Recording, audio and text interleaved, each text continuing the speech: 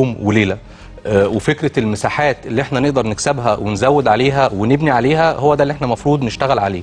أنا أؤمن بتلازم وتوازي المسار الثوري مع المسار السياسي، وهذا يعني أكثر اقتناعا لما كمان يبقى في مشكلة في المسار الثوري. يعني جميع من يتحدث عن الشارع الآن ويقول أن الجماهير ستقوم بثورة أو أن الوضع في مصر يعني الآن مؤهل للقيام بثورة أو عصيان مدني، هو يعني يخالف الواقع ولا يقرأ الواقع بطريقة سليمة. هناك تراجع في المد الثوري، لا يعني هذا أن الثورة ماتت، لكن يعني أن هناك مشكلة في أداء الثوار، وهناك يعني أفخاخ كثيرة وقعنا فيها، وأيضا فكرة العنف التي حدثت في المظاهرات خصمت من رصيد الثوار.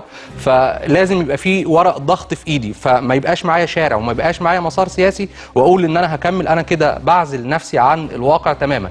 الفكرة في التأثير والفعالية في مجلس الشعب مش بالعدد، يعني ممكن 3 4 5 أشخاص يعني يقلبوا مجلس الشعب دوت ويقلبوا مجلس النواب القادم ده، وده شفناه في البرلمان الماضي.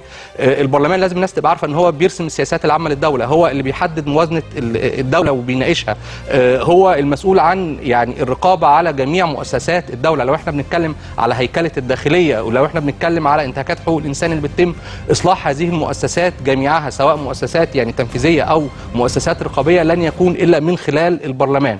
هناك فرصه ذهبيه الان للمعارضه، وهي يعني أن تستغل ضعف الإخوان المسلمين وتراجع شعبيتهم لتفوز يعني بما يقرب من 30 ل 40% من المقاعد، وتستطيع أن تشكل ائتلاف مع سواء حزب النور أو أي قوة مستقلة وتقوم بتشكيل الوزارة. يكون مع هذه المعارضة برلمان لها به أغلبية من خلال الائتلاف وحكومة. أعتقد هذا سيعيد الاتزان لمصر، وهذا ما نحتاجه الآن. أما الهروب من المواجهة والمراهنة على خيارات غير معلومة ومجهولة، أعتقد أن هذا يعني سيضر